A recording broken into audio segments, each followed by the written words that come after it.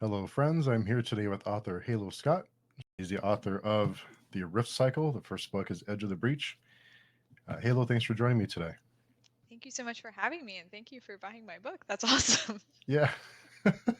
Well, I'm going to be reading the entire series starting this month. I plan to start the first book and then read the entire series. So I Well, no wanted to, pressure, but thank you very much. yeah. I like having the books in my hand, and I don't mind ebooks or audiobooks or whatever, but I just prefer to have the book in my hand. So I like to buy them. Tortured by paperback is good. Yeah, exactly. So before we went on, we are talking about jelly bellies and jelly beans, and we are talking about the, the favorite jelly beans.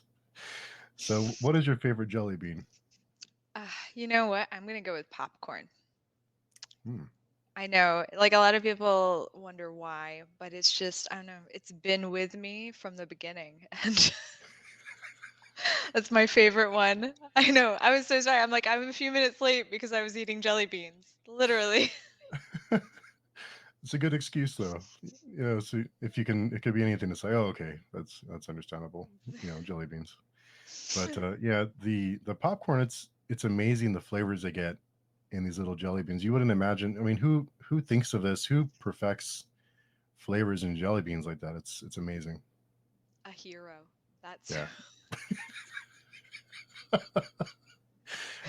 Whoever it is needs a Nobel Peace Prize or something. 'Cause, seriously, get on yeah, that, someone. yeah. Not all the heroes wear capes, right? Yes, some make jelly beans. Yeah. I'm sorry, I completely derailed. No, what I Eat have trouble jelly with. beans. Yeah, eat jelly beans, and what I have trouble with is when there's so many great flavors and like you have a handful of them, and there's so many different flavors. It's like you can't just throw them all in your mouth because then they get mixed, and then it's like a weird mixture of all these different flavors, and you can't appreciate the individual flavors of each one. Do you eat them all at one time, or do you pick them out? It's actually so funny that you said that because that was literally what a friend told me the other day. They're like, "Oh, well, at least Jelly Bellies, you have to slow down and eat them." And I said, "No, I just, I just throw them all in, and then like you don't know, you get the different flavors as you're like engorging on them." So, I don't know. I'm chaos. I'm sorry.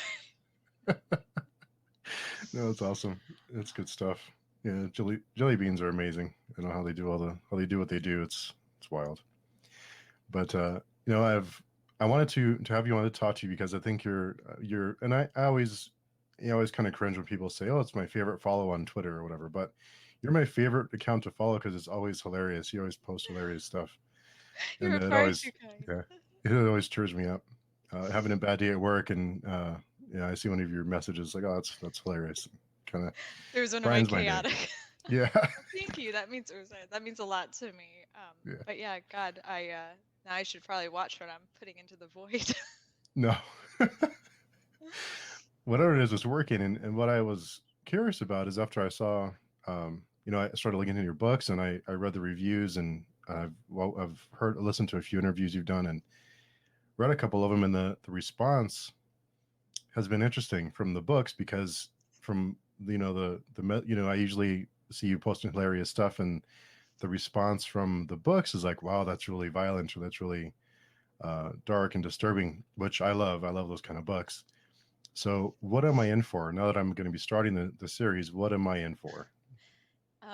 It's so funny because that's probably the question I get asked the most is why so dark? And I'm like, well, why so happy? Like, why joy? But yeah, I don't realize how dark it is. I have on my website a content warning. There's abuse, a lot of murder, a lot of mental illness struggles in it, a lot of grief, but also poop jokes, because you gotta balance out the darkness. So like, and that is so funny. That offends some people. I'm like, okay, so you're totally fine with like people exploding, but then once you get to the toilet, you're like, that is the line, and we do not go past that line. But yeah, so basically, like anything, everything's in them, really. Every jelly beans aren't though, surprisingly. I don't think actually. So, what is your reaction when someone like me is like, "I'm going to go read your books"? Would you kind of like, oh, kind of like, what is your reaction when people read the books and they have that response? I usually say good luck, I'm sorry. I'm seriously, I'm very, very humbled by anyone who wants to read my book and dive into the horrid recesses of my brain.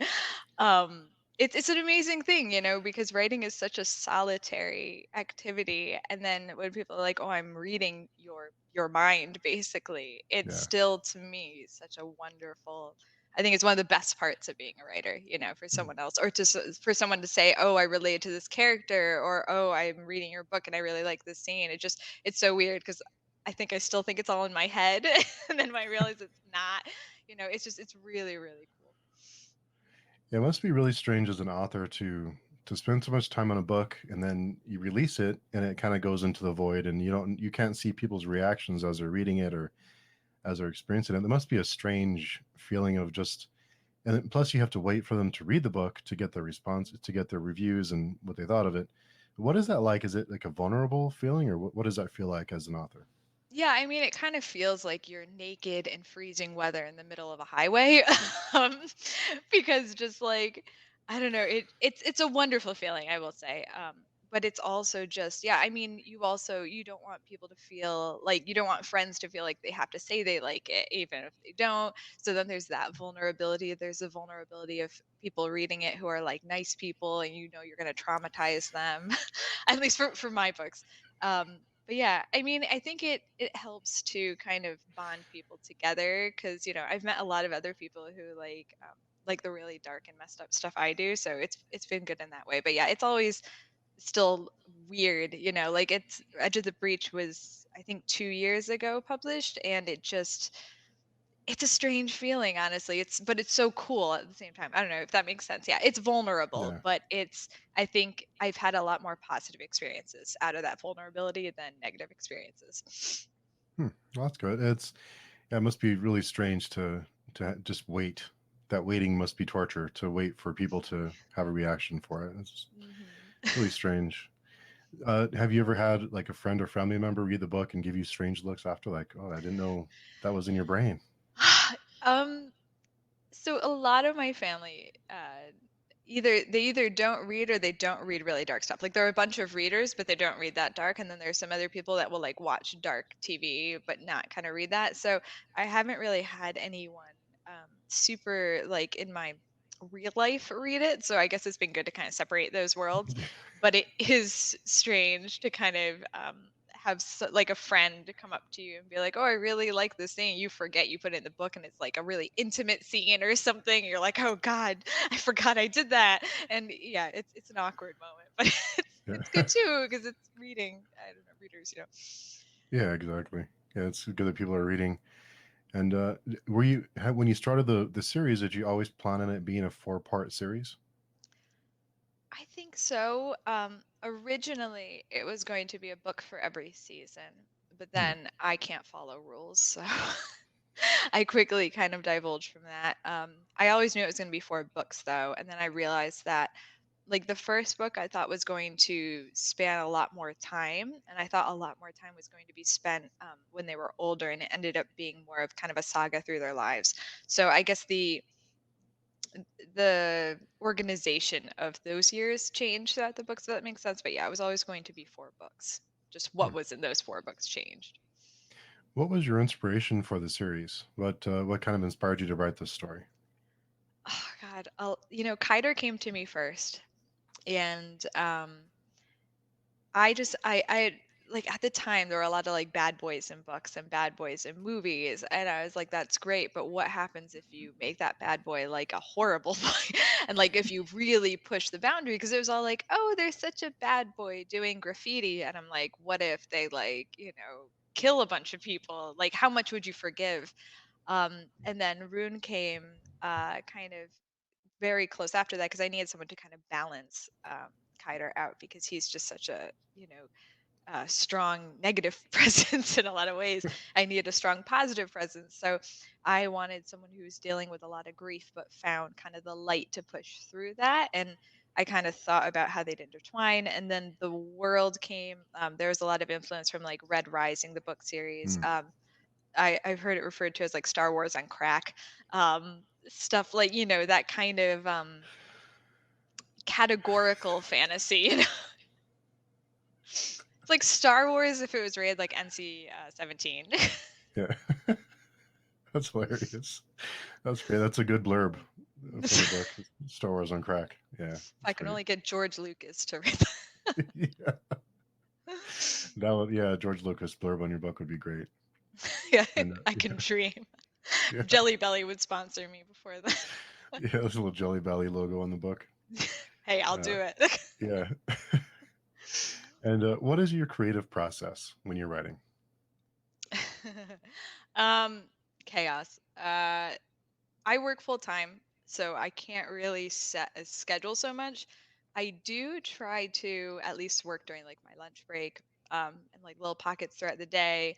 But I guess on a whole, like I like to brainstorm a bunch and get a bunch of information together and kind of have just a lot of different elements. Like I need to know the characters and their conflicts and the world and its conflicts. And then plot kind of not takes a back seat, but I'm like, yeah, whatever. I'll like blow stuff up along the way. And that's kind of how it kind of evolves. So like I tried to outline. I'm trying to get better at kind of structuring it out, but I don't want to. I feel sometimes if I over outline, then I don't feel like I want to write. Like a lot of the times I like, oh, I murdered someone I didn't expect to, a character. But Yeah, to and specify. then should specify for my Jellybean Yeah. sponsorship. But yeah, so yeah, I would say I kind of get all these ingredients. I get a lot of conflicts. I try to get a lot of the motivations, and I need to know, like I knew the end of the series before I started writing. I didn't know how I was going to get there, and it changed along the way and a lot of the details changed, but I knew what was going to happen in those final pages, and I think that helped me that even if I take a different path, it's always like there's a direction because I didn't used to do that, and then like I never ended up getting anywhere because I was just wandering kind of through the forest and doing and killing a bunch of people but for no point. The murder has to serve a point. Yeah. Has to move the plot along somehow. Yeah, exactly. Yeah. And what makes a good story in your mind? What makes a story worth telling? That's a good question. And I'm not equipped to answer it. I think that story is subjective. And I think what makes a good story is that it relates to someone who needs that story when they Hmm. read that story.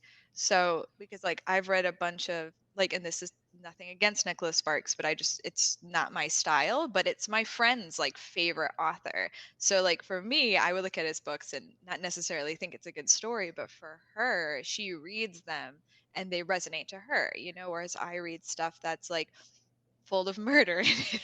It resonates with me. But I think it's a good story is something that brings out the author's intended emotional response in the author's intended audience, if that makes sense. Kind of hard to Yeah. measure, but Yeah, it does. if you And find readers, then I think you've done your job. yeah. And what inspires you? um, God, life in general, I've always loved sci-fi and fantasy.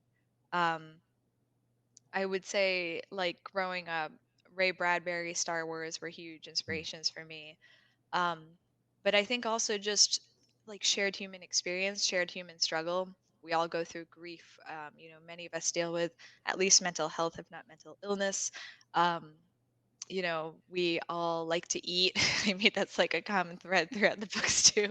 But, like just stuff like common humanity within kind of fantastical worlds, I would say. Hmm. Recently, I've watched a lot of The Witcher, which is awesome, and stuff like I guess that Yeah. like speculative stuff. Yeah. And excuse me. I've read that you consider writing to be therapeutic. How is writing therapeutic for you? I think I tend to, well, I used to at least try to keep a lot of things kind of buried and not realize that I was burying them. And I kind of had trained myself so well to bury them that I didn't even realize I was burying certain like subconscious things I need to work through. And I think writing is a great way for me to kind of project onto characters without realizing it until you've written the scene. So it helps kind of deal with things like these big things like grief, and how do you, there's no right way to process grief. There's no right way to kind of process mental illness and to live with it and to put it into these characters and be able to kind of play within your world. I think it's helped me learn a lot about myself, learn a lot of ways that work and don't work for me. And just for me, it's been the best way to kind of make sense of the world and make sense of myself. Hmm. It always surprises me whenever I talk to horror authors or people who write really dark and disturbing books, and they're the most pleasant people to be. It's strange that they write all these really dark and It's a disturbing, and mask. yeah, it's like what happens there. It's always so strange to me that you find that connection there. It's so maybe there's you're onto something there about it being therapeutic. I think the work itself is so dark that I get it all out. Well, hopefully. I mean, unless I Hopefully. just turn into a raving just jerk. But yeah, after you write a lot of murder scenes, it's therapeutic. Yeah. Everyone should do it. Everyone should write murder scenes. And how do you make these deaths impactful? How do you make them, instead of it just being gratuitous and just murder for murder's sake? How do you make them meaningful, and how do you make them impactful for the reader? Oh God, you have such great questions. I mean, I will say there is some just gratuitous murder because I just feel like it. But that gratuitous murder is just like I'm not gonna give it away anything, but like Kaido just gets fed up and he's like, whatever, just die, and like that serves to show that he just values human life, unless it's someone that he cares about so little. But usually I try to either have the murder advance the character who is murdering them, like if it impacts them, or to show the reader that it doesn't impact them or impacts them in a Mm, different way. Um, to get rid of some characters that you're you're bored with, honestly, at some point that you're like, you're just annoying, go away. But yeah, no, usually it's to try to for character development for someone or someone else's, like sometimes it's Rune's reaction to what Kaider is doing. That shows you also how different they are. Because I think sometimes, especially me, I can get into Kaider's point of view and I'm like, oh yeah, all this makes sense. Just kill everyone. And then taking a step outside of his point of view and going into Rune's point of view and being like, oh my God, we can't do this. yeah, But yeah, and then like I said, just culling the annoying characters. But that's yeah. It's a good way to get rid of characters that you're fed up with, I guess. I'm like, I'm done writing you. Go Yeah, away. just kill them off in a really spectacular fashion, and get You'll rid of them that serve the way. plot, but no one really cares. So Yeah, gotta get rid of them. And what made you decide to write a book? I mean, what made you decide to take that step of I'm going to write this book, I'm going to publish it, and I'm going to follow through with this? What made you decide to do that? well, I had written a lot of really crappy books before this that I didn't kind of want to. I'm not saying this is like an excellent piece of literature, but just like books that I didn't want to fight for, because they kind of, like I said, they kind of wandered. They had no purpose. I don't think they had any grit. And it was just more me like wanting to describe food and landscapes. I don't know why there were just like a lot of paninis in those early books. But like I said, it was just very fluffy characters. I hadn't nailed down pacing. There were just a lot of feasts, which like there's nothing wrong with, but like it can't be like half of the book. Um, but yeah, so I like didn't want to fight for those. Then I got to this one and I felt kind of a difference in tonality. I myself was dealing with some grief and I've been dealing with mental illness my whole life. So I was like, oh, what if I actually just make it true? And what about what I've dealt with? Because I like always kind of shut that away and tried to make the books kind of utopic, like I said, with paninis and stuff, because that's what happens in utopia. But I think for this one, I was like, maybe that's where I need to process things, is in like the truth and the reality instead Hmm. of, panini land. Yeah. So whenever, yeah, so when in your utopia when there's paninis there, you have to check for Yeah. paninis, make sure no one's trying to fool you. That's Exactly. that's the key. In And dystopia, the yeah, paninis come before the murder.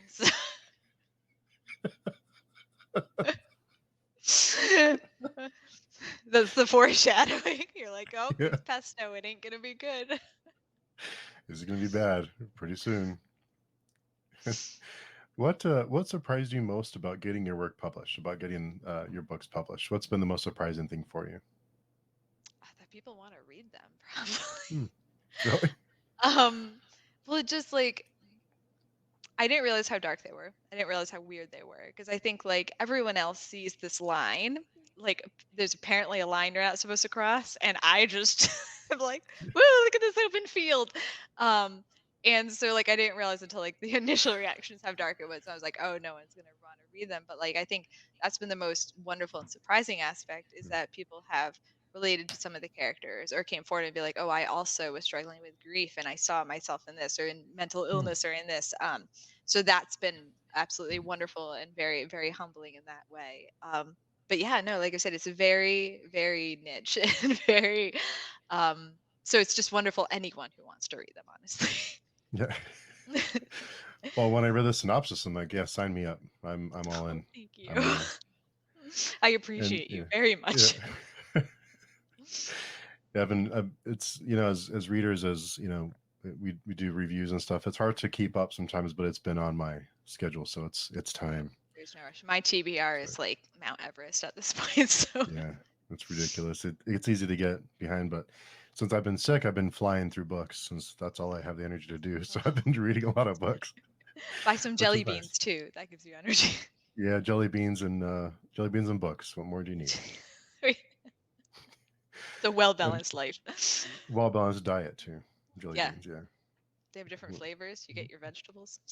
You get veggies, you get fruit, all the major food. I'm sure there's some kind of meat flavored jelly bean somewhere. Probably, Somewhere. yeah. Yeah, like cheeseburger. Isn't there a cheeseburger jelly bean? There might be. I mean, I eat them so quickly, honestly. I don't like pause to consider what I'm doing. Just inhale them. But yeah, Yeah, check on that. I'm sure there's a cheeseburger jelly bean somewhere. I'm looking that up after this. Yeah, me too. If there's not, then Jelly Belly, get on that because you're missing a market. And sponsor this. Yes, sponsor the Rift Cycle.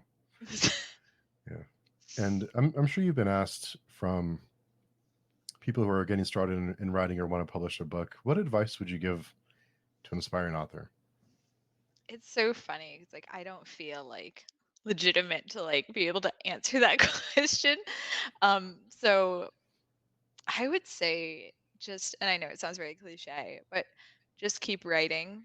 Um, it's gonna be bad at first, but it will get better. And I think you have to just keep walking the path till you find where your kind of home in the literary world is. And I know I had to, like I said, write all those like Panini utopias before I finally got to the point where I found where I felt more comfortable. And I think that the other thing is find good critique partners and good kind Hmm. of like-minded individuals because that's great. Like people you trust to tell it to you straight and to tell it to you like if they say that they like it, they actually liked it. And you also value them as like a friend and a writer, so you know that they're able to give good feedback. I think that's been very instrumental in me to be able to like it. It's a big confidence booster because like when you start out, you know no one and you're just writing and you're like, I don't know if anyone will want to read about all this murder, so you just put it out there. But then when someone else is like, oh, I do, let's be critique partners,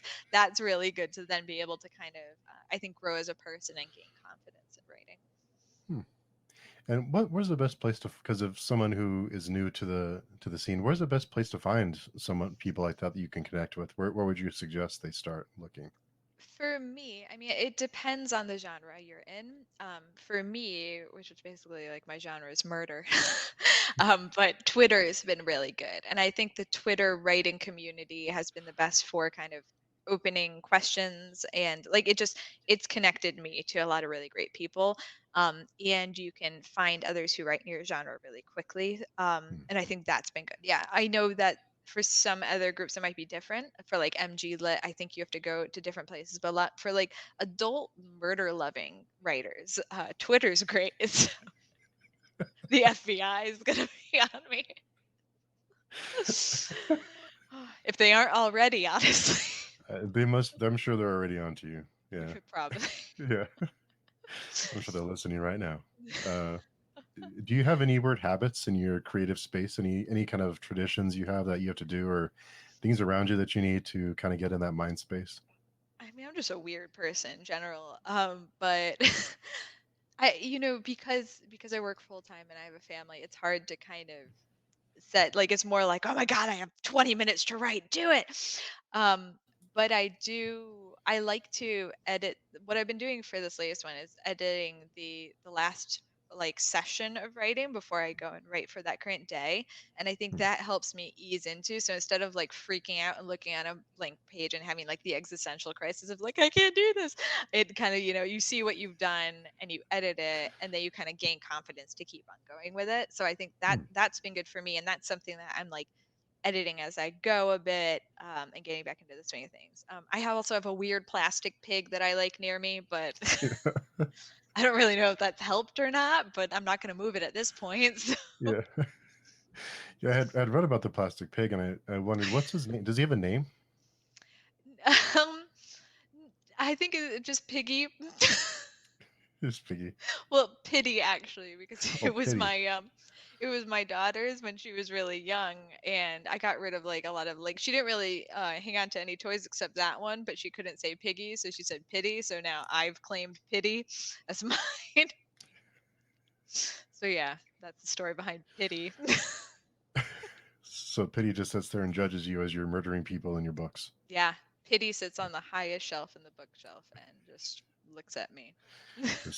Just nods in disapproval the whole time. Exactly. Yeah.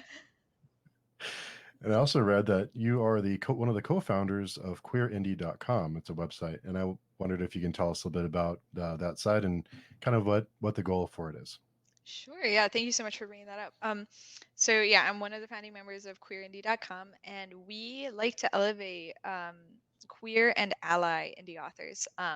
And I think we have a few traditionally published authors too. Basically, queer and ally members. We're trying to make it like a big inclusive community of Mm. writers. And it starts. Other founding members are Mario Delolio, Ash Knight. Thinking about, I almost said Blink Drive, but Drew Merkel and TT Banks, and we all try to work together and just yeah, I guess bring more awareness to indie lit, to queer indie lit, and to just all these different types of stories. And early on, we had just a bunch of really awesome allies that we Mm. wanted to include on the site because it felt exclusive to me to kind of be like, no, you can't be a part of this, even though they were being so supportive, Mm. and so yeah, that's why we did that kind of like the queer lit and the friends of queer indie part. And we actually currently have awards going on for everyone in our directory. So if you go to Oh, cool. queerindie.com/vote, or I put a giant juicy vote button on the homepage, you can vote for your favorite authors in their categories. So, and there's Oh, some cool. really, really cool stories. Like that's what I love about indie lit is that just you get stories that are very, very creative, and very outside the box. And I just think it's a great place to go and to be inspired, and meet fellow murder lovers, honestly, too. Yeah. Not everyone, but some of them. This has turned into a murder and jelly bean interview. Yeah. Murder and jelly bean. They go Yeah. together well. Before they come in, do you like murder? Okay, you can come in. Yeah. What's the So password? Jelly beans. yeah, jelly beans is the password. Jelly bean murder. Yeah. Poison. And yeah, poison jelly beans. And for someone who wants to help support the site, what can they do to help support it, or other than, of course, spreading the word about it and sharing articles and things like that? What's a way for us to help support the site and get help the authors that are involved? Um, if you want to be listed on the site and you're like a great ally or queer author or write queer lit, you can DM me. I should probably find a better way of doing this, but yeah, just DM me. Also, if you go to the directory and you find like a genre you like, supporting authors by buying their books is the best way, Mhm. and then leaving a review because reviews are gold. And, Amazon loves those juicy reviews for the algorithm. So feed the algorithm, leave a review, and yeah, that's a great way to support the authors. And reviews are so strange because they hold so much weight with how like you said, the algorithms and getting the word out for the book. What are your thoughts on reviews? On Because there's been some discussion lately about whether star reviews are whether there's more we should have more context to our reviews instead of just it's a 4 star, it's a 5 star, and kind of elaborate more. What are your thoughts on that? Is that system outdated? Does it need to be changed or looked at? I think it's so hard because what I might rate as a 5 star for certain reasons. Someone might use those same reasons and be like, "Oh, that's a 3 star for me." Or some Mm, people might be like, "I never rate above 3 stars."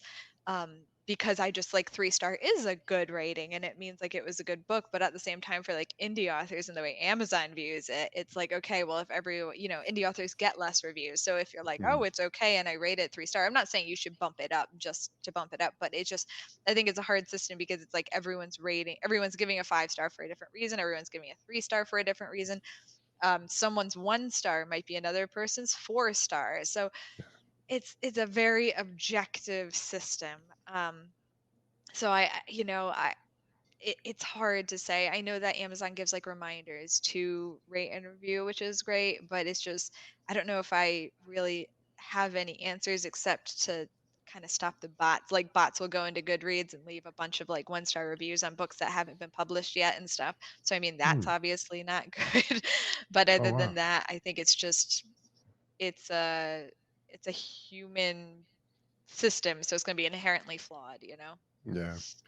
I didn't realize bots were leaving reviews for books even though weren't released yet. Is that Like common? reading.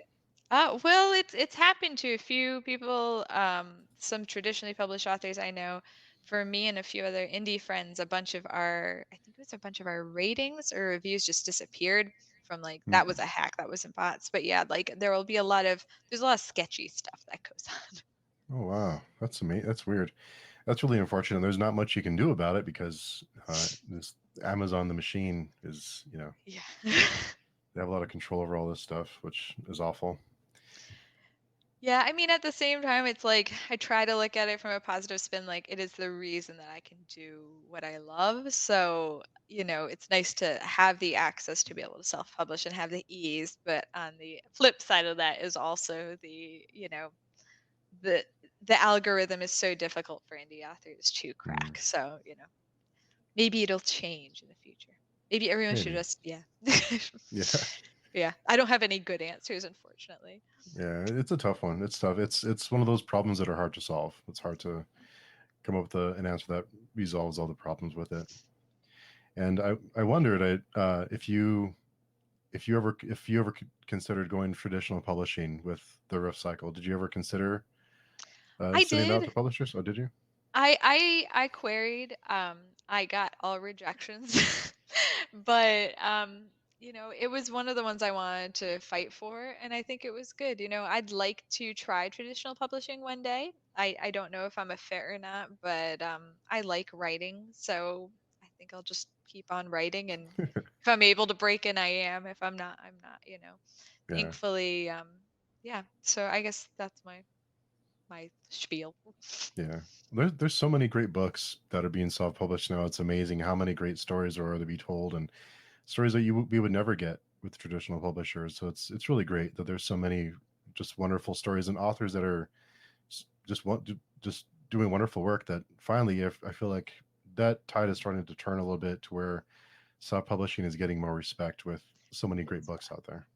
And I think it's gaining respect. Like I've seen recently on some really big like booktube channels, them starting to recommend self-published books or books that were like originally self-published. So that is nice too. I guess it's always hard to know what's subjective and what's objective, like catching the market, writing to market. And I know my stuff is very odd, so it's hard to fit, but I just try to get better as a writer, because there's always room to grow. And we'll see what the future holds, honestly. I'm just Yeah. screaming into the void. Yeah. And in reading more about your bio, I saw that you have I think you mentioned it as you have a lot of skills, but you're master of none. I forget the exact phrase, but you're basically like a Swiss Army knife. You've done a lot of different things in your life. You had a lot of different professions, I and I like could the relate to Swiss that. Army knife. Yeah, That's better than jack of all trades, jack master of all of none. trades, master of none. That's what it was. 'Cause I've been told that in my life for when I've gone tried to change fields, and people told me that like, oh, you do a lot of things, but you're really master of nothing. So I can relate to that. We're Renaissance souls. Yes, I like that. Yeah, I saw that Renaissance. And I know that you've been a teacher. And one of the professions you had as a teacher. And what did you learn about yourself during your time teaching? Well, I was a teaching assistant and I was a teacher for a very short period of music director of a summer camp, and I gained the utmost respect for teachers during that time. I also realized that I'm just not a natural teacher. Like I said, I loved being a student, but it is like I said, I praise be to all teachers. Like having to manage that amount of kids, and to kind of deal with the individual needs of the kids along with the group needs of the kids. It was just yeah, I think I learned patience. um, and I learned that sometimes you just need to have a dance party and call it a day. Yeah. Those were my two takeaways. Probably why I'm not cut out to be a teacher. But I have a lot of great teacher friends, and honestly, like I have the most, like I said, the most respect for them. It's an amazing, very difficult profession, and the people who do it well, it's wonderful. Yeah. Oh, it's 9 a.m. Dance party. Let's call it a day. Yeah. Yeah, I'm like, That it's would be 9 a.m. Let's go home, kids. yeah. You learned this is music-ish. Yeah, this is music related. It's fine. It's fine. It's funny you say that in high school I had this math class when the teacher would hand out crossword puzzles for us in math class for some reason. So yeah. Yeah, he wasn't really That would fixing be me what for the I would student. do.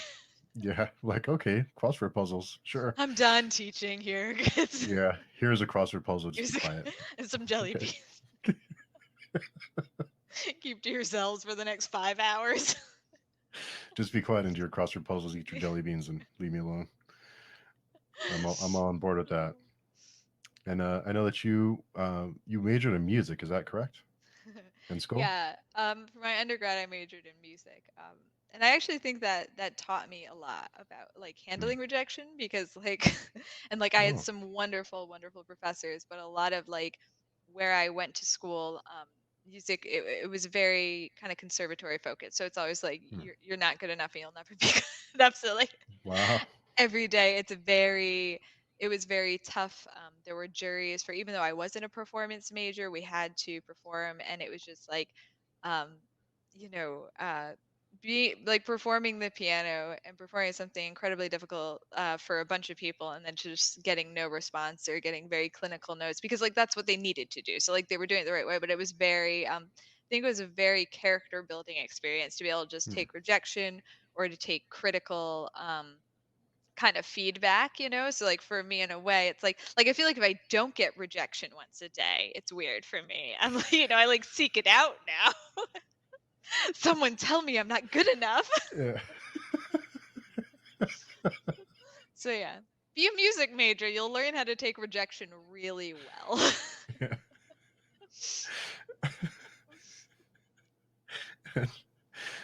I wondered in composing music. I want because you did a bit of composing from what I read, and I wondered what that taught you about writing.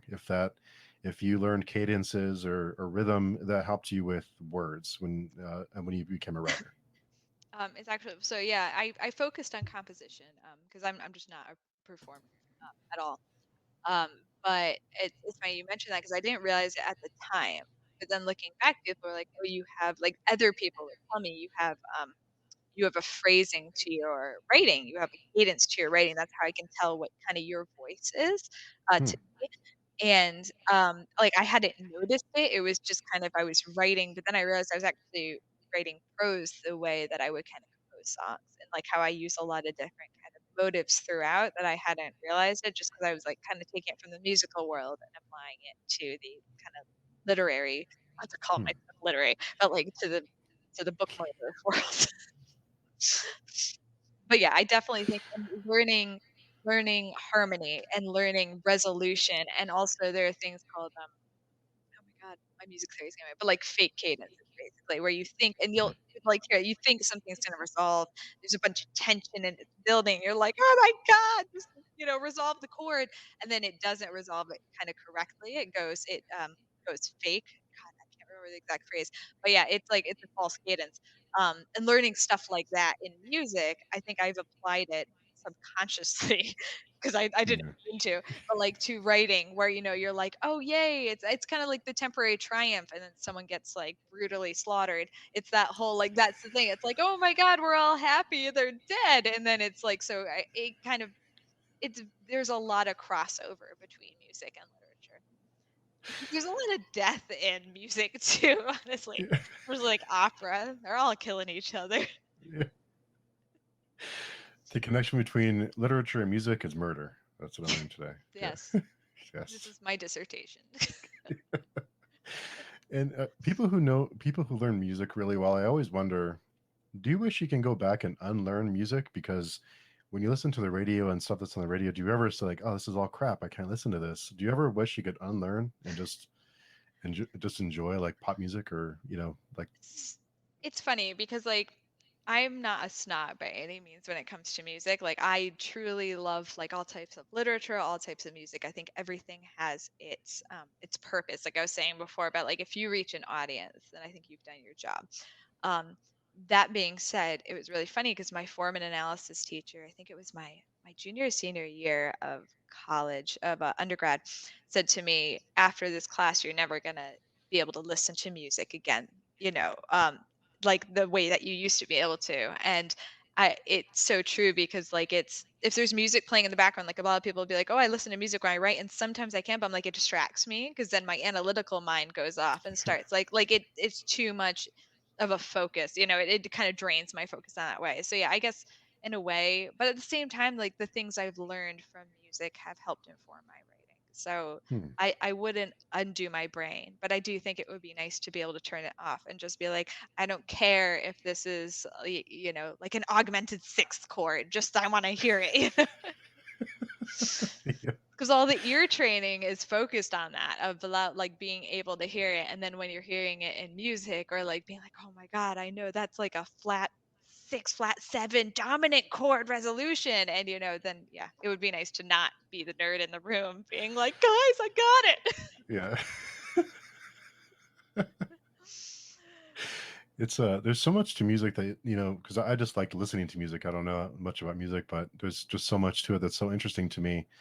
Do you still play instruments now, just for fun?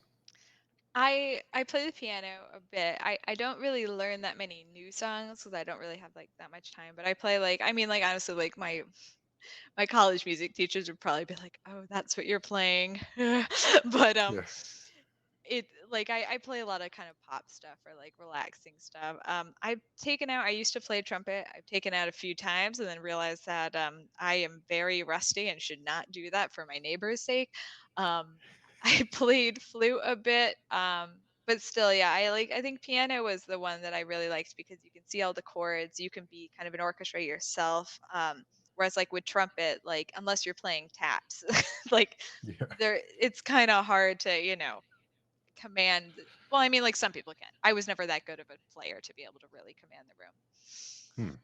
Hmm. Yeah. It's definitely it looks like a lot to Sorry, I'm like, master. unless someone's dying, you can. Yeah.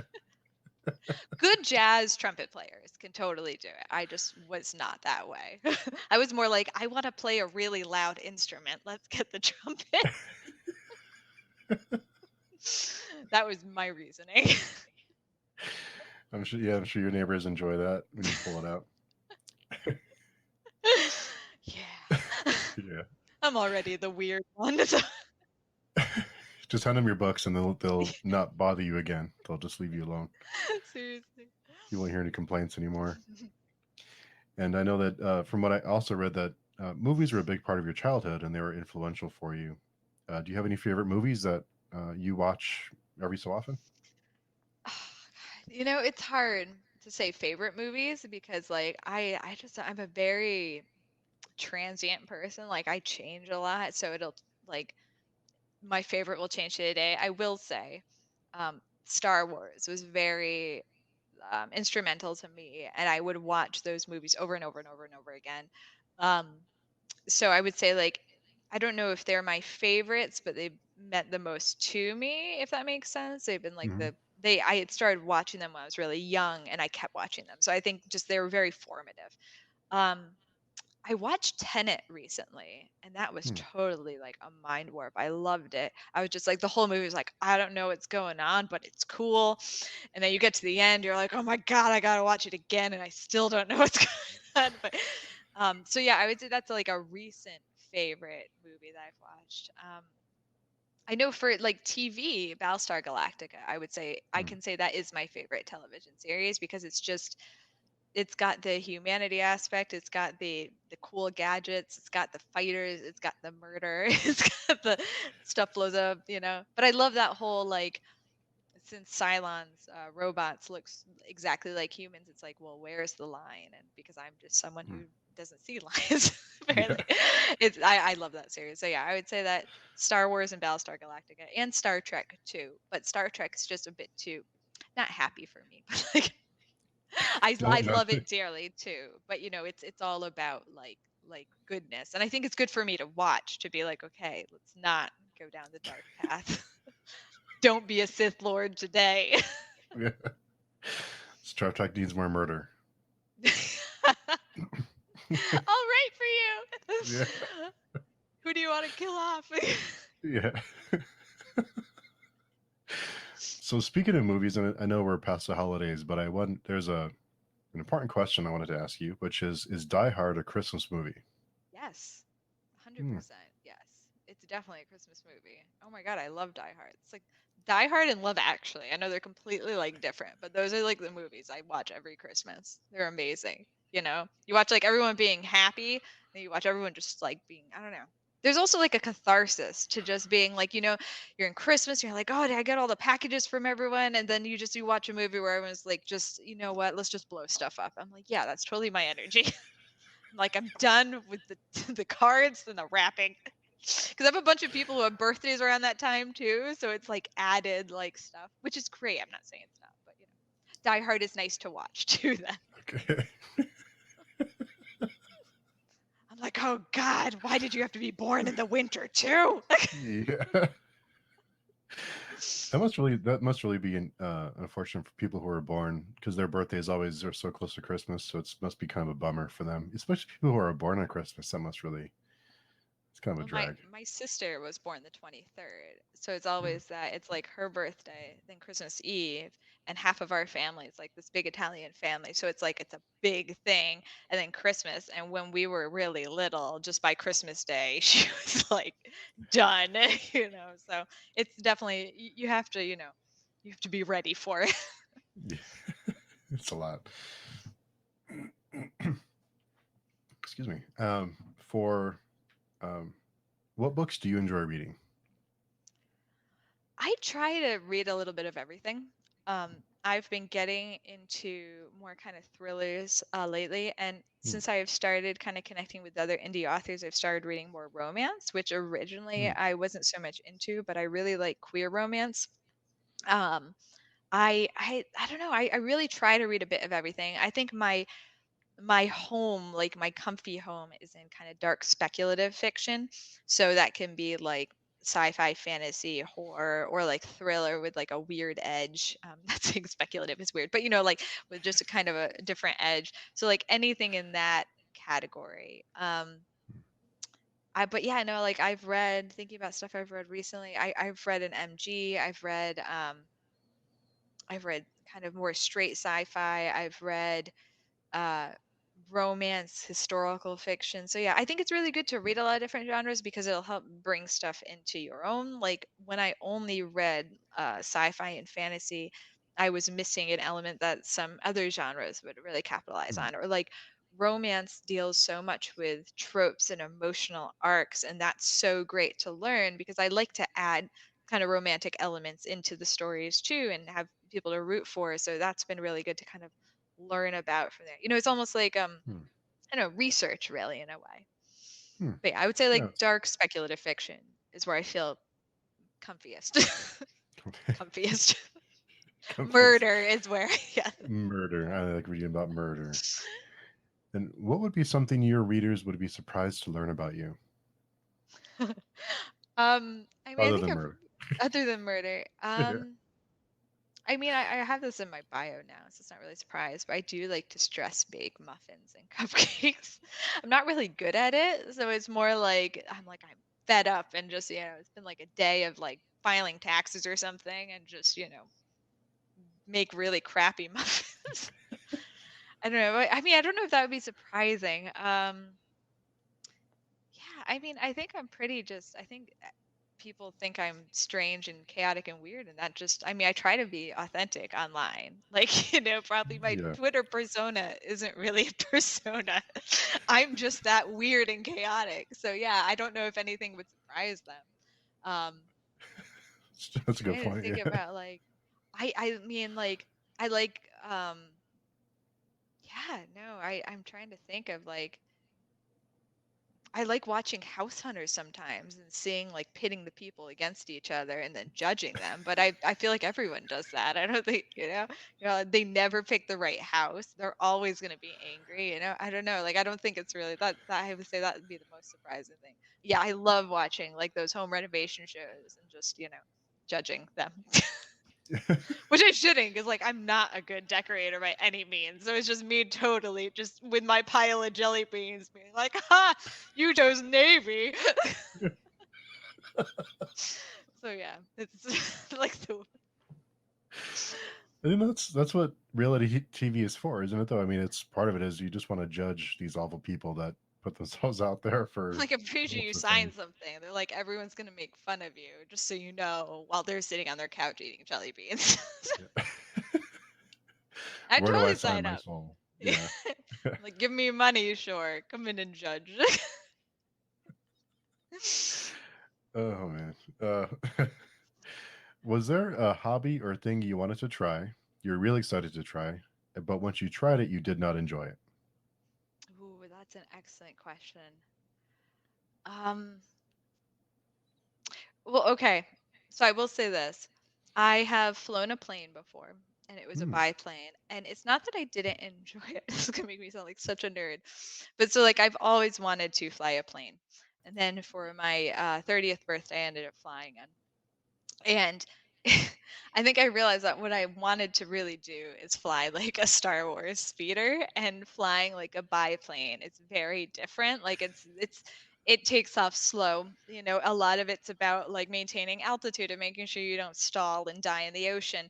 But like it's not about shooting anything down or whatever. And like, the few times like I kind of like flew by myself, I was always going a bit too fast and stuff. So I would say that it wasn't that I was disappointed. Like flying was wonderful, but I didn't feel like a Jedi. So I would say that would be the disappointing part. But like it had nothing to do with the biplane. Like there was no advertisement that you would be a Jedi Knight in this scenario. But yeah, I would say that would be the thing. Like at first I thought I would want to get my pilot's license, but then I realized I just want to be a Jedi. So completely unrealistic goal. The plane needed more gun turrets. I know. I'm like, so how do I shoot things out of the sky? Yeah. They're like, we're Where are gonna the guns? land now. The guy was cool though. He let me land like my first time up there. I was like, just so you know, I've never flown a plane before, but if you have a death wish, I'm down. So I did land the plane. He was like, that was a bit bumpy, but good. I came in too fast because, like I said, there was a Sith army behind me. So Did he not know that? Did you not explain to him there was a Sith army behind you? yeah, well, I thought that would probably get me like banned from the facility. Yeah.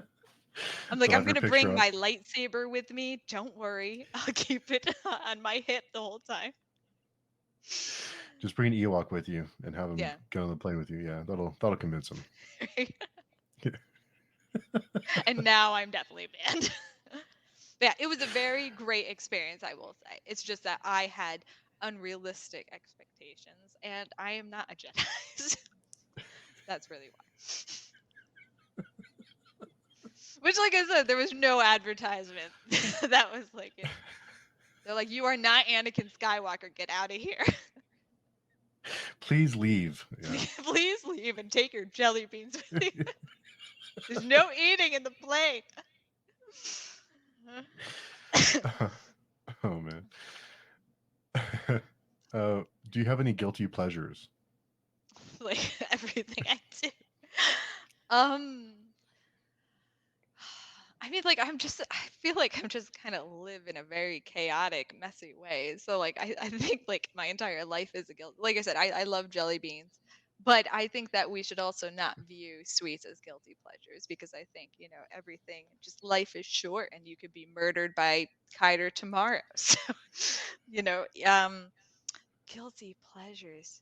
Yeah, I mean, like I would say before, like the HGTV kind of home renovation shows. I mean, they're great. I'm not like obviously putting them down by any means. Just the way that I abuse them, um, and like granted, like they don't know what I'm saying about them, but like that would probably be my guilty pleasures. I'm like, oh, I should be nicer to these people, but I'm cranky and it's Tuesday. Yeah. But yeah, I would say the way that I react to reality TV shows and use them to my benefit would be my guilty pleasure. I think if most people would be honest, they probably view reality TV the same way. Or judging like the Great British Baking Show contestants when I can't make any of the stuff they're making. Being like, oh yeah, you didn't cook that long enough. Meanwhile, my stuff's like charred in the oven. Like they also That's didn't okay. ask me to be on, so Even when you watch stuff like Chopped, like give you like these three really or four oddball ingredients. You're like, I would make this, this, and this person's a dummy because they didn't. And it's like, he's like, I wouldn't even know what to do with 10 minutes and four ingredients. I can't even make a bowl of cereal. So, I just but it's saute it still in fun. garlic. That's my Yeah, answer to everything. It doesn't work all the time. probably works more often than not, though. With kale, it does, surprisingly. Not I that like I eat kale. much kale, but not that I eat kale at all, honestly. Trying to look good after my jelly beans. Yeah, got to even out the jelly beans. And we did have a question submitted by Stephen Yeah. Black. Yeah. Uh, yeah. I don't know if you should want to read that off, but Yeah, why did you lick it is the question, right? yeah. I mean, so I should give some context. Connor Braden is the host of a Storyteller podcast, and he is a wonderful friend. And he very kindly asked me, Stephen Black, and Ross Young to do a D&D campaign with him Hmm. last Christmas. So just to give context for the licking, they were not in person, but so try to keep this brief, but God, I'm really sorry. This is gonna make me sound like such a jerk. But so anyway, I was really excited. Let me say, I'd never played D&D before, but I was like, this is awesome. I played as Sir Nicholas Cage, and because he was like a dark chaos mage or something, I was like, which is the one that can blow a bunch of stuff up? So I chose that one. But I was just like, just so you know, I have no idea what I'm doing. I'm a chaotic person. Feel free to uninvite me. you know, just laying this on live. It's like, no, it'll be great. I'm like, all right. So anyway, we had scheduled a dress rehearsal for a week before we were going to film it. And they're all in Europe and the UK. So I was the annoying one on the East Coast of the States that was like, okay, like I don't feel like getting up early, so can we do it in the afternoon? So keep in mind they all were working around me because I'm a jerk. But so anyway, I knew about this date for like a month before. I was very excited. And I'm usually a very responsible and organized person. I'm going to say that. But this day, something came up the night before, and my friend was like, "Hey, can I come over?" And then it turned into, "Hey, can I come over and do shots?" And I was like, "Sure." Let me just say, like, I do not usually do this. I'm usually like the in bed by like 10 like person. But anyway, that night we decided to do shots, and this all goes into why the licking. But I don't know what happened. We were having a really good time, and usually like I just stick with like whiskey, and I know my limit with whiskey, and I'm really good with it. I've never been like a sloppy drunk. I'm just like a very loving drunk that I'm like, I love you all, and I fall asleep and cuddle with some random person. So like I'm very boring in that way. But anyway, we decided that the whiskey was gone. We might as well finish the vodka, which I don't even know where the vodka came from.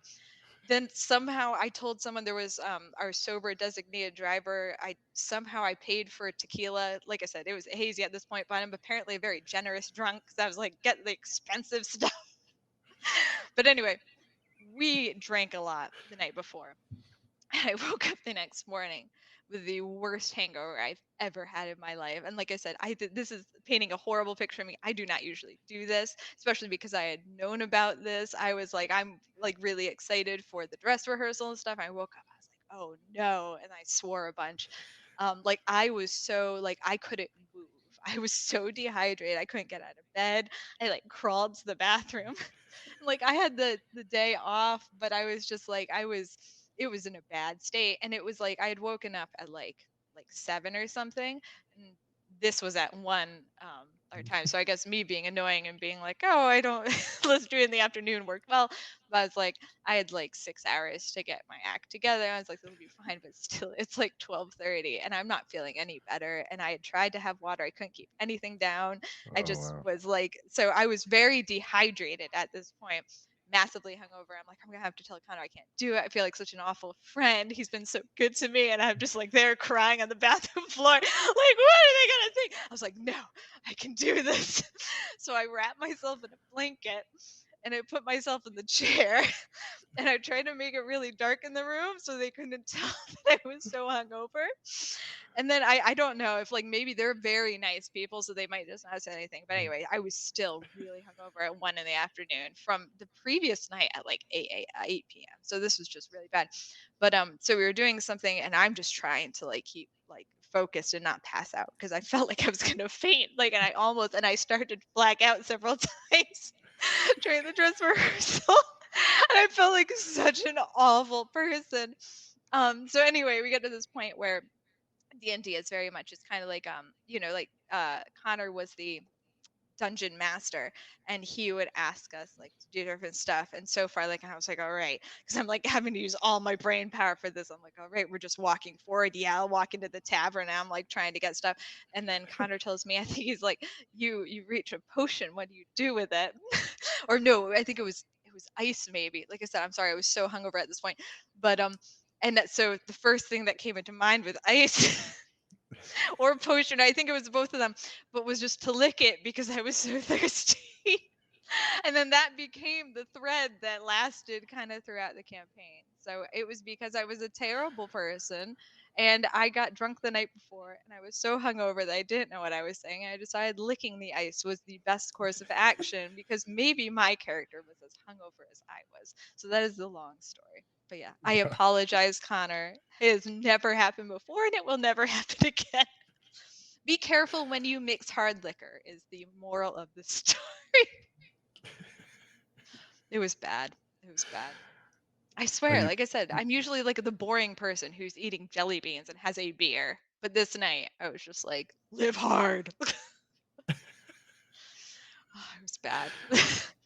did you continue playing D&D after that?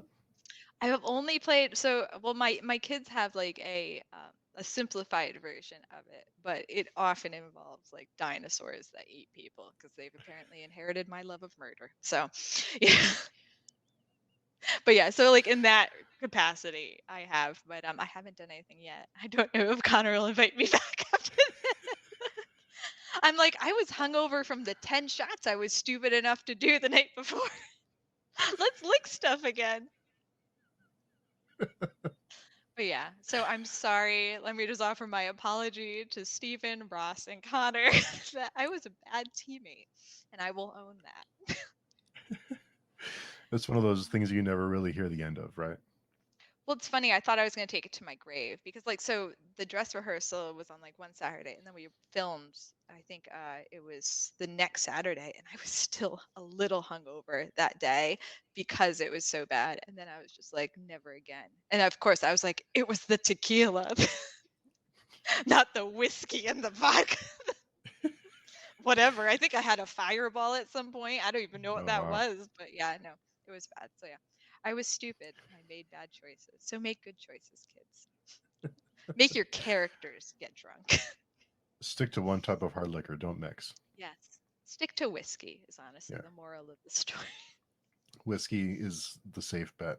It is. I've never been burned by whiskey alone. It's always been a very, it was yeah.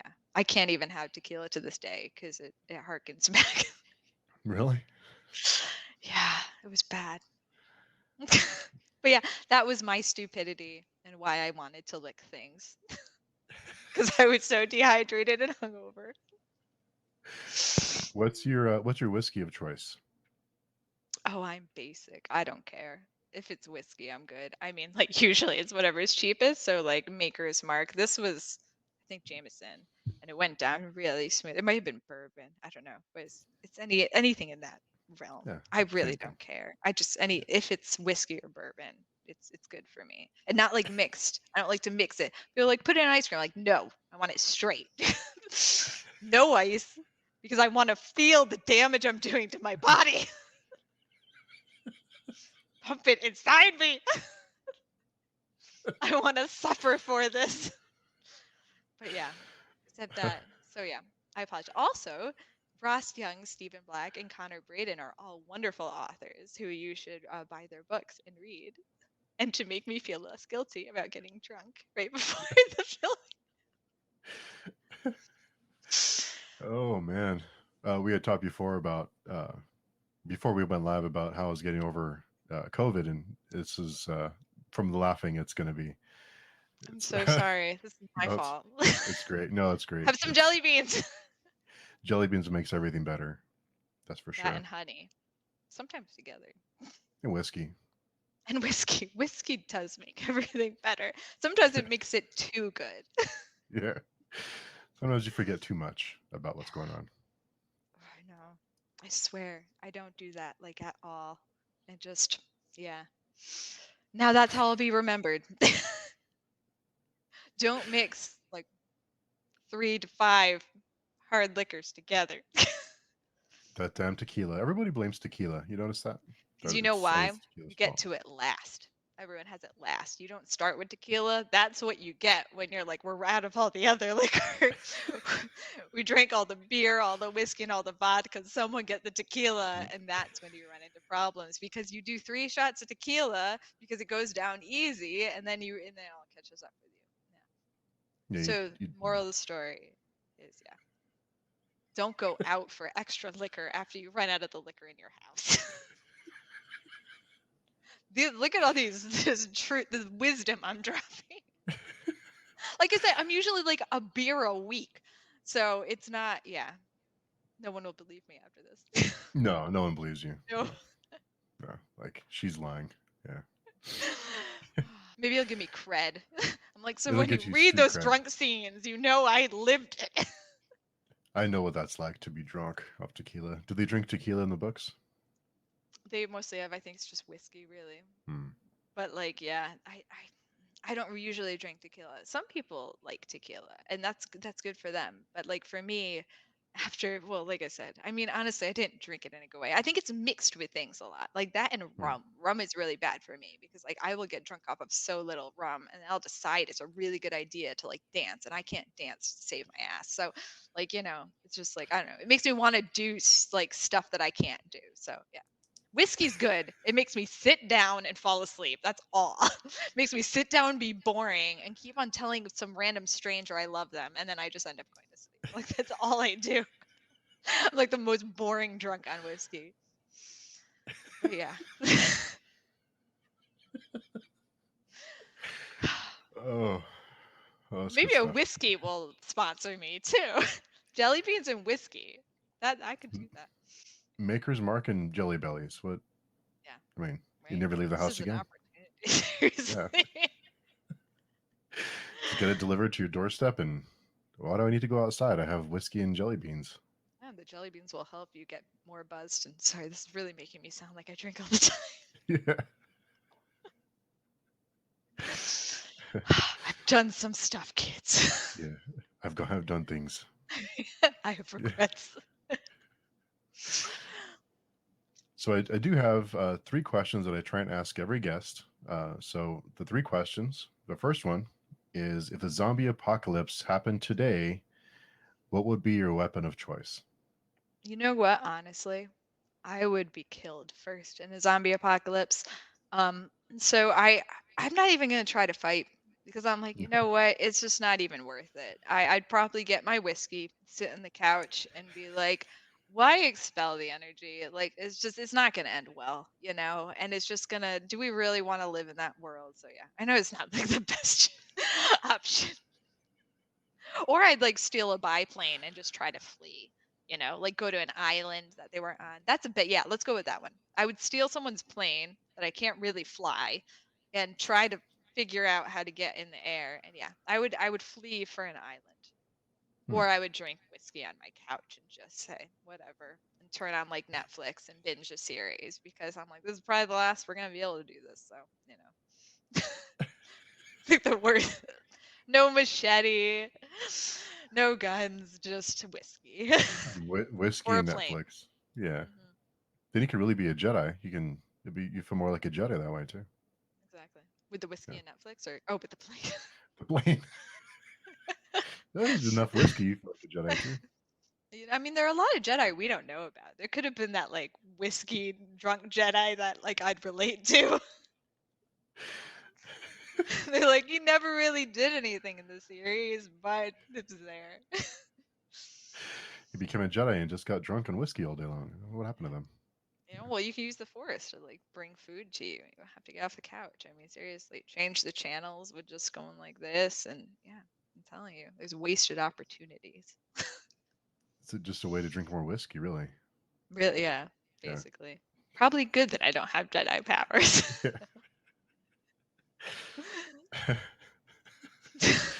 Oh, okay. So I'm so sorry. no, it's great. And the second question is, what was your first job?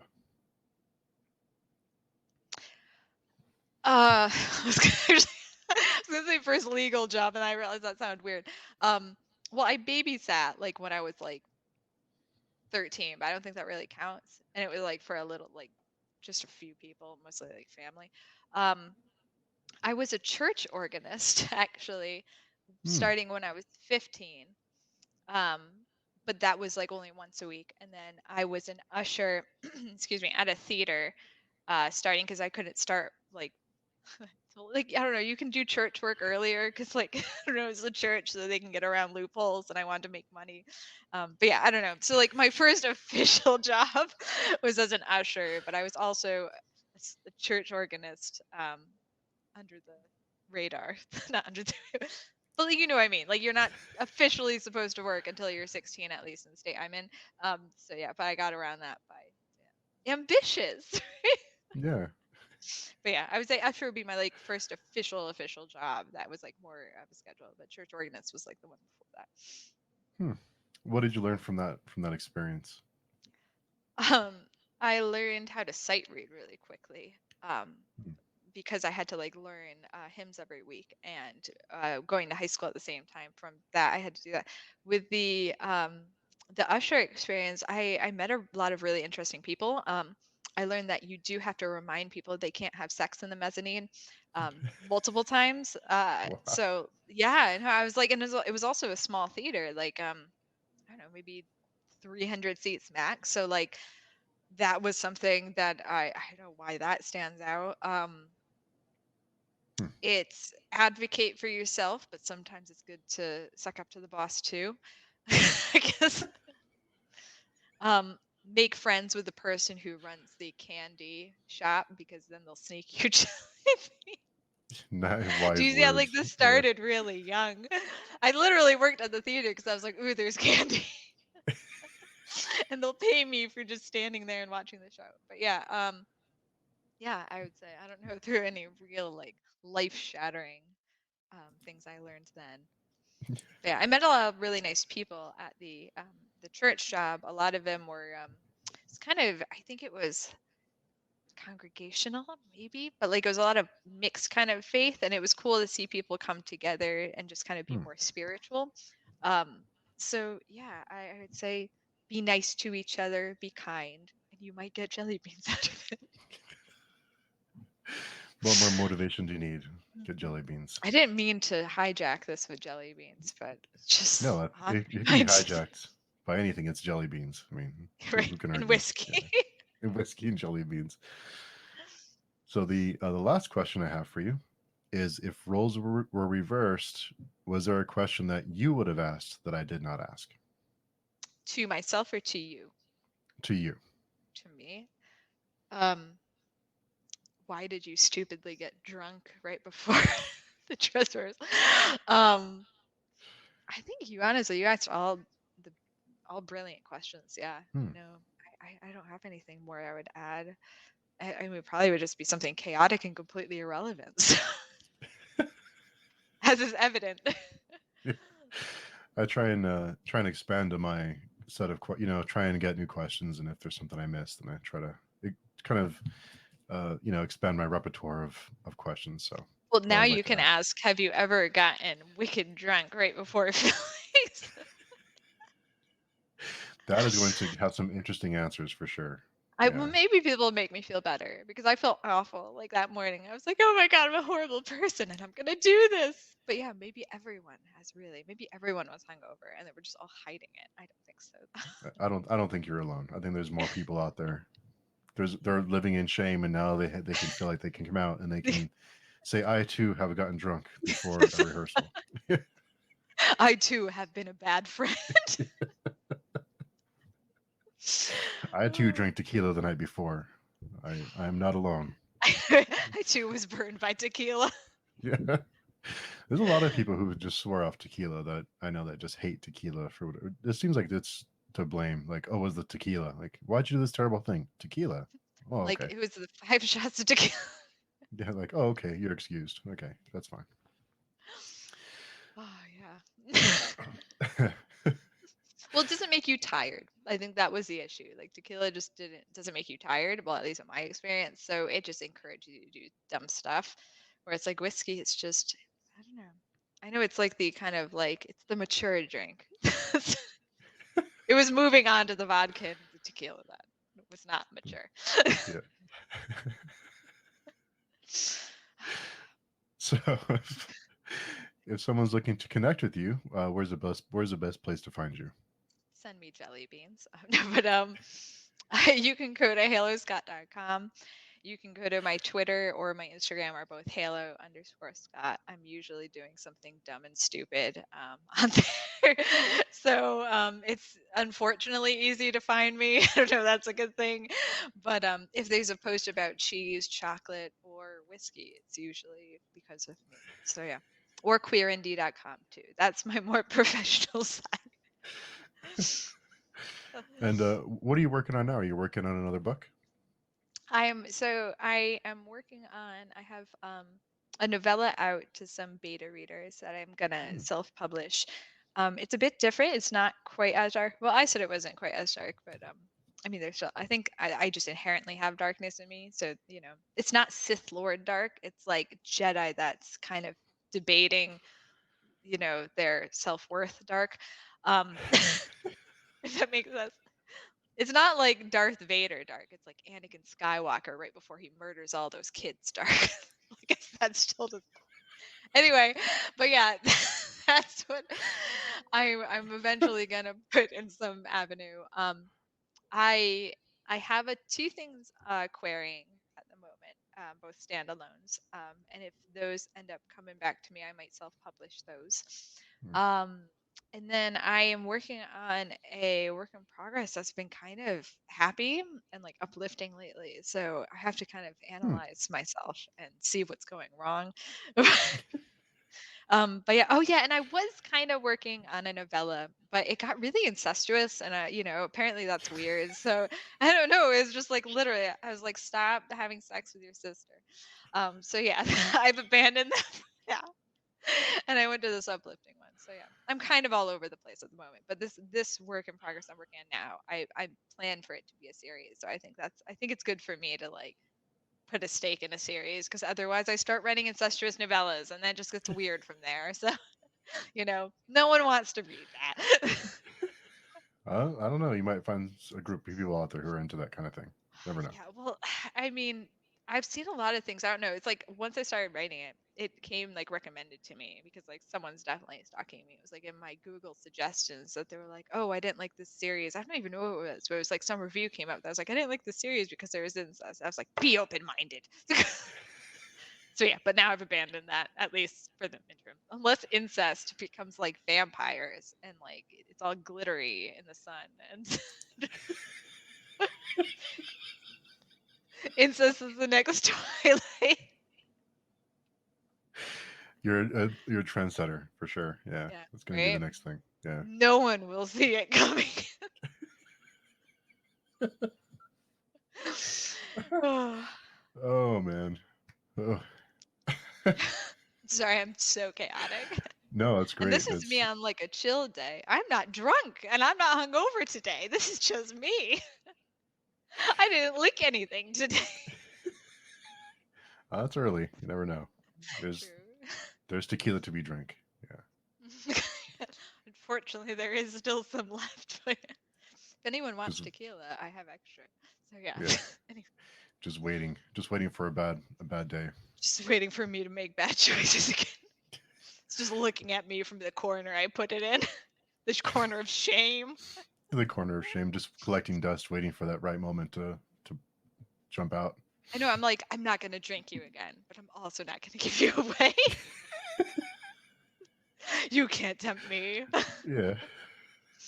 Oh, yeah. And Pity the Pig is meanwhile just Pity's hanging out. judging. Yeah, Yeah. Pity's judging me because I haven't written today. And I thought I was, but you know what? I think we put so much pressure on ourselves to be productive. So today I was like, you know what? F it. I'm going to have some jelly beans and just go on YouTube and watch these. Like, have you ever seen the T-Rex versus like other army videos? No. No? Oh, completely random aside. If you search, oh God, what was it? Oh, yeah. So T-Rex, this is really cool. T-Rex army versus chicken army. Oh no. My kids got me into this, and it's just literally you watch like I don't know, it's like 20 T-Rexes against like 20,000 chickens, and it's like 20 minutes long, and you watch the entire thing because you want to see who's gonna win, and it's Oh just no. literally just yeah. I Down the won't give rabbit hole I away the go. ending, right? And there are all these Yeah. other ones too, where it's like like this one where it's like Jesus against a bunch of dinosaurs and stuff. So it's very yeah, there's a wide range. But yeah, so anyway, that is my suggestion of where to go.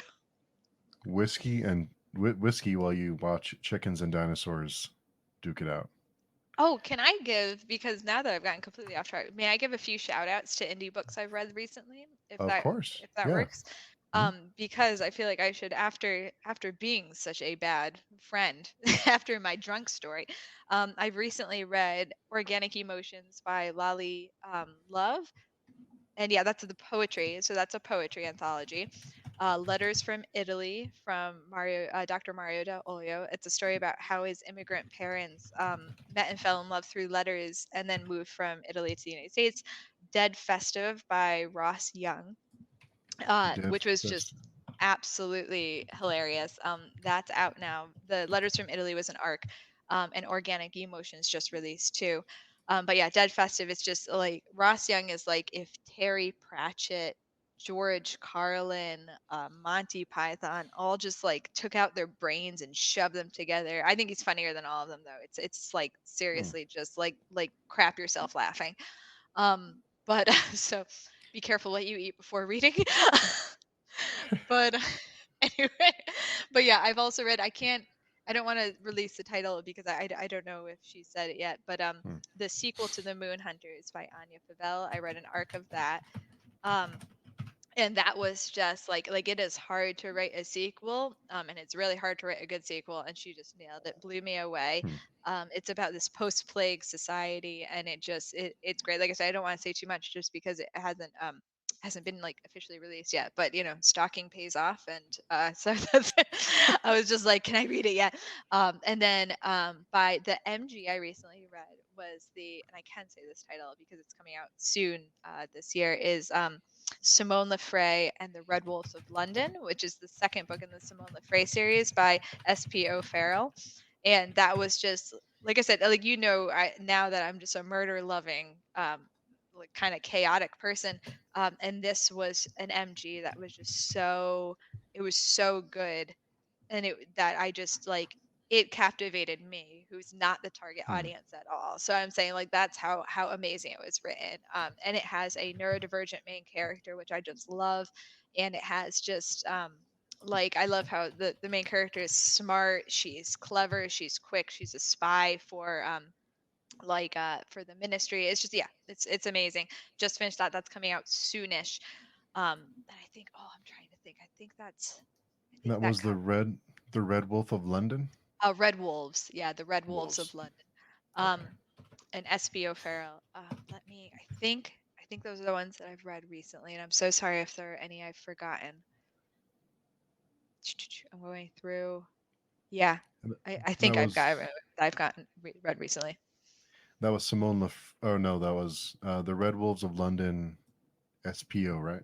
Yes, SP and then O'Farrell. Okay. But yeah, I those are was the indie trying books to. I've read recently. And if you go to my Goodreads, you'll see a lot more of the books I've read. But those are the ones I've read recently. They're all amazing, and yeah, go support some indie work because you'll find some awesome ideas. And there isn't Awesome. only murder in them too. So if you're not into murder, you can also find things you love too. So, but if you Murder opens are, doors. Yeah. yeah, Murder but yeah, it's opens a great doors. range too. So Yeah, I'll be sure to add all the books. I found SPO Farrell's page here. Want to be sure to add all those links in the description. That way people can oh, jump wonderful. and Thank you grab so them. much. Yeah. And feel free to Yeah. reach out back to me if I mumbled or anything. I can give you their links too. So yeah. Those are the ones That recently. was And there's cool. so many more that I've read too. So like I said, please I wish I could shout out everyone in the video, but go to queerindie.com/directory. There are a bunch of amazing indie authors there, or go to my Goodreads and stalk me there. There's a mix of indie and traditional books too. And yeah, so you can see, like I said, it tends dark, but it's not only dark. So Come for murder, get other things. exactly. Be Yeah. surprised. Yeah. That sounds a little sketchy, but yeah. Well, I want to thank you so much. It's been an absolute blast. I haven't laughed this much in a long time. So thanks so much for coming by to chat with me. And I wanted to ask you if, when I'm done with the series, if you'd be willing to come back and chat about the entire series and answer all my questions, and I can pick your brain on why you enjoy murder so much. I would be absolutely thrilled. Thank you so much. This has been a blast. Yeah, and thank you for having me. It would be my honor. Thank you for listening to me ramble about jelly beans, planes, and whiskey, and murder, and murder. Don't forget murder. Yeah, Don't don't forget forget murder. murder. I always feel like I start and I'm like, I'm going to be professional this time. Yeah. And then I'm just like, that line, I never see it. So, Yeah, it's just an open field. Yeah. it is, right? The world is your oyster. Not oyster, Yes. that's close. Get your pearl. That came out wrong. Yeah.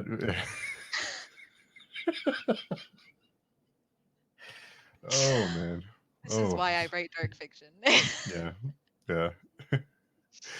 So thanks again, and everyone. I'll leave all the links in the description below. So anyone who's looking for any of the books mentioned, or how to contact Halo and how to grab Halo's books, it'll be all in the description. So go and grab it.